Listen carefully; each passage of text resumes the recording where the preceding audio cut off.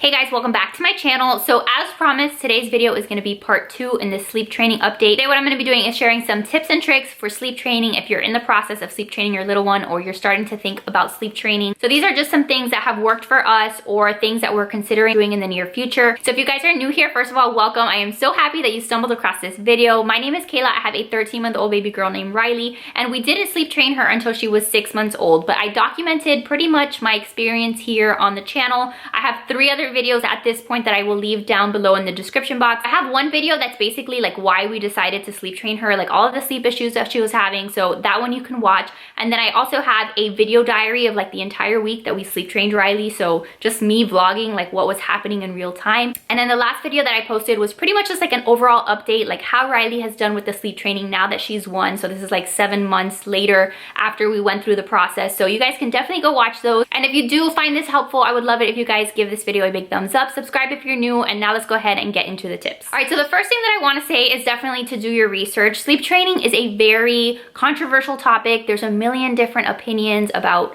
whether it's okay, whether it's not okay, what method. Like there's so much information out there about sleep training. And so I hope that if you're watching this video, it's because you're looking for this information, but you really want to do your research, come to your own conclusion, be able to have a very informed conversation whenever anybody brings it up. That way you feel really comfortable with the decision that you ultimately make. The second thing that I would say is to definitely talk to your child's pediatrician. Now, when we were thinking about sleep training, we approached Riley's doctor and we told her, look, this is a situation. Riley's not sleeping. She's waking up every 30 minutes, every hour at night. Like, we can't do this. What do you recommend? We're thinking about sleep training. And straight up, our pediatrician told us that she wasn't against it, but we should probably wait until she was 6 months old. So that's the recommendation we got from Riley's pediatrician. And although we probably needed to sleep train her from earlier, like I was a walking zombie, we did wait until she was 6 months old because that's when we felt comfortable, given that that's what her doctor said. I mean, I really like to think that the pediatricians know more than we do. Like, I'm just a first-time mom trying to figure out my life, trying to keep my baby alive and healthy and happy. But these doctors, obviously, they're the ones taking care of your kid. They're the ones you take your baby to when they're feeling sick. So hopefully they have a little bit more information than we do. So just talk to the doctor, say, this is what I'm thinking about doing. What do you recommend? Are there any tactics or things that we should avoid or things that you would recommend during the sleep training process? You know, Riley's pediatrician herself, like she told me that she remembers like having to let her baby cry for a little while when she was trying to get her to sleep. And she did a little bit more of a gentler approach. Like she would go in there and kind of put her arm on her and she wouldn't necessarily like leave the room. But Riley's doctor never told us like, oh my God, do not sleep train her. Like you cannot do that. Like I can't let you do that to your child. So I really have to think that if Riley's doctor told us that it was something that we could do, that obviously it's not the worst thing that you can do to your child. Like I have to think, you know, if I told the doctor like, hey, I'm gonna go home and give Riley a cigarette, you okay with that? She would have been like, hell no, like you cannot do that to your baby. Like obviously you can't do that to a baby. So the fact that she didn't tell me like, no, you're not allowed to do this, this is the worst thing you could do for your baby, like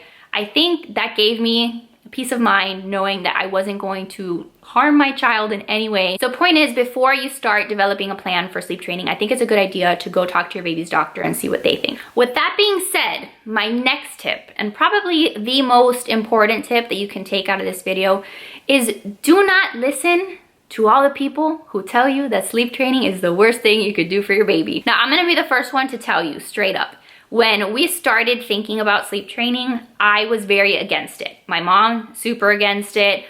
Joe was like, heck yeah, we need to do this because we need to sleep. But I at first was very much like, I hadn't looked into it too much. I was very, you know, like the idea of having your kid screaming and crying, like that's not a fun thing. Like even now, Riley is 13 months old. Whenever she's crying, even for 2 seconds, like my ears start bleeding. Like I have to go get her. Like I'm not a terrible mother, but I was very against it for a while and I was trying to figure out like what else we could do. And for a long time, like that's the thing, for a long time, we did gentler methods. For a long time, she would fall asleep while I was nursing her. And for a long time, she was co-sleeping. She was in our bed because we were trying to avoid doing the sleep training for as long as possible. But it got to a point where we just had to make that decision. It got to a point where her being in our bed was not helping anybody. Riley not having any kind of ability to soothe herself to sleep was not good for her. It just wasn't good for her. The fact that our child was waking up every 30 minutes in the middle of the night, like she wasn't getting any sleep. But obviously, sleep training is a very controversial subject. You have to go into that knowing that it's controversial.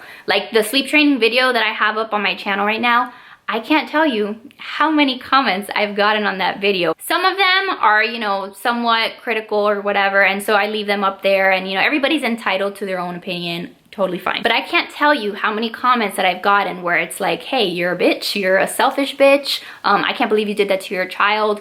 I've gotten a lot of just nasty, rude comments on like my sleep training videos, which I just read and delete, by the way, because I have zero tolerance for just like pure nastiness on my channel. But all of that just to say that it's a very heated topic, and for whatever reason, there's a lot of people that have a lot to say about sleep training. I'm not gonna sit here and tell you that you have to sleep train your baby. I'm not going to tell you that sleep training works for every single baby. All I can do is tell you the experience that we had and share with you what we did and let you know how it worked. Whatever you want to do with that information, you do with it. I definitely don't think that this is the only method. I think that there's plenty of other methods out there where maybe they're a little bit more gentler, or maybe they work better for your kid. Like, that's your kid. You do whatever you want with your kid. But this is what worked for us. And at the end of the day, if you're going to go into sleep training, you kind of have to go into it knowing that there is going to be criticism, but that shouldn't affect like what you do with your child and for your family. This is a very personal decision. It's a decision that you have to make, and that really the only people who have to be okay with it are you and your partner, whoever is raising that child with you. Like, that's it. Like, that's the end of it. Now, there's a lot of people who say, you know, your child's not going to develop correctly, your child's going to have a lot of issues. All I can tell you is that my baby is happy and thriving and loved. I spend all day kissing her, smothering her with kisses, like just being all up in her face all day long. You guys see me on Instagram stories, you guys see our vlogs.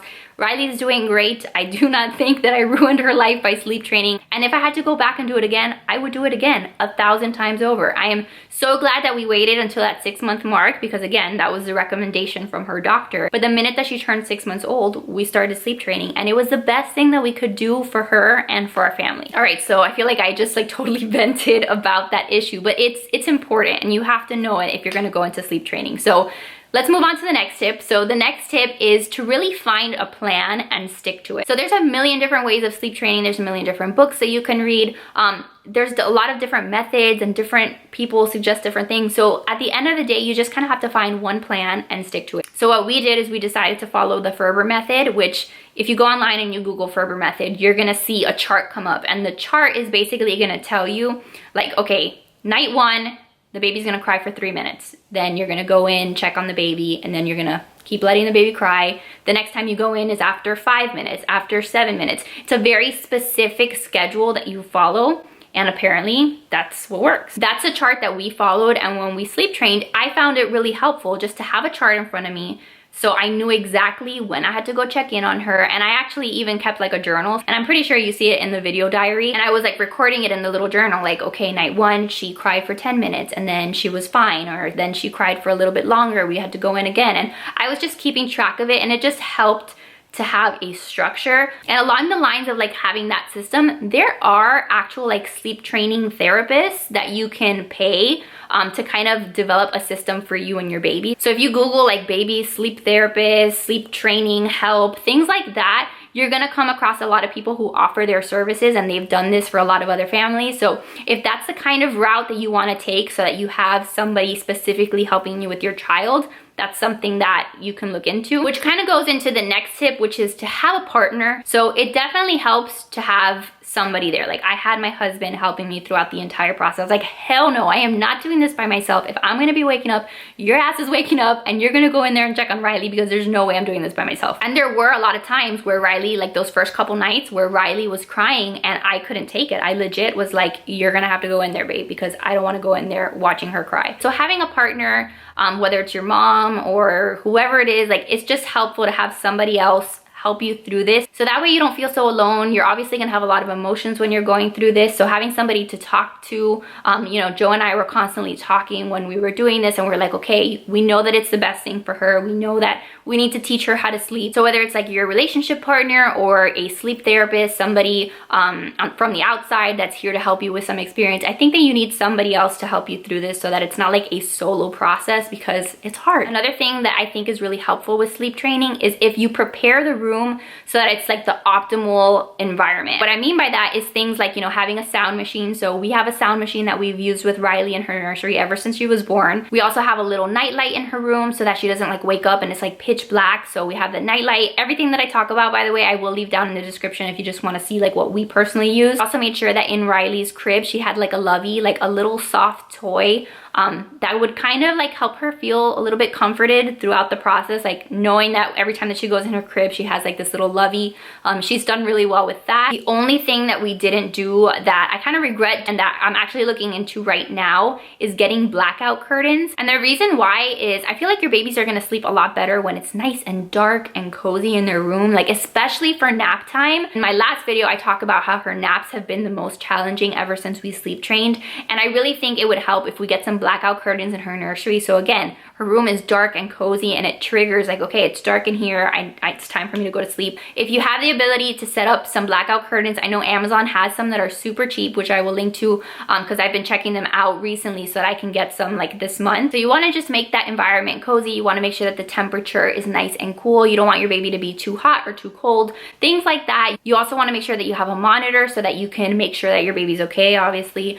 We also use the outlet. The outlet was like one of our favorite baby products that we bought for Riley. It just gave me that peace of mind because before we sleep trained her, she was in my bed, she was next to me, so I was able to, you know, be able to wake up and see her breathing and I was fine. But the minute that we started sleep training, she was in her own nursery, and like that separation anxiety and like not being able to like know that she's okay, I just had a lot of anxiety about it. So having the outlet and being able to like open up my phone and know that I was able to check her vitals at any minute, or that the alarm was gonna go off if something was wrong. I don't know, I just loved it. Not everybody likes it. Some people feel like it gives you more anxiety if you have it, but I personally love that peace of mind. So again, you just gotta think about what you want, what's gonna make everybody feel more comfortable, and for us, that was one of those things. And then the very last thing that I'm gonna mention is that before you start sleep training your baby, I think it's helpful to transition them into their nursery if they're not already in the nursery. So like I said, Riley was sleeping with us, but like for everything, for all of her sleeping, Riley was never in her crib. So at nighttime, she would sleep in our bed.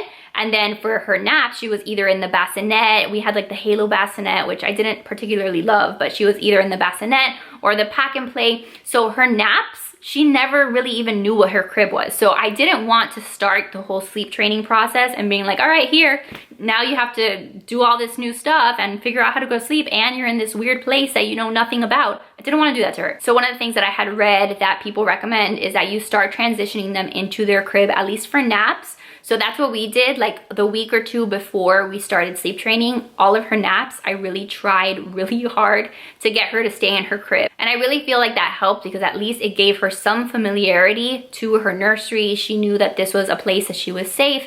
It was her room. It wasn't like this just totally weird new experience. So I think that that's something that I would recommend if you are looking into sleep training. And that's really it, guys. I'm sure I could chat about this forever and ever because it's a kind of topic that is just like, it's near and dear to my heart because of the fact that it's a very controversial topic. And I know a lot of you guys ask me a bunch of questions on Instagram and everybody wants to know, like, did it work? Did it not work? Did you ruin your child? Is your child a sociopath now? No, my child's not a sociopath. But if there's anything that you still have a question about, leave it down below in the comments. And I always do my best to answer you. But if I don't answer you for some reason, go stalk me on Instagram, DM me. I'm always on Instagram. I pretty much live there. So you can find me that way. But I hope that this was helpful. If you enjoyed it, make sure to give it a thumbs up. Subscribe to my channel if you're new. I'd love to have you be part of the family. And I will see you guys in the next one. Bye, guys.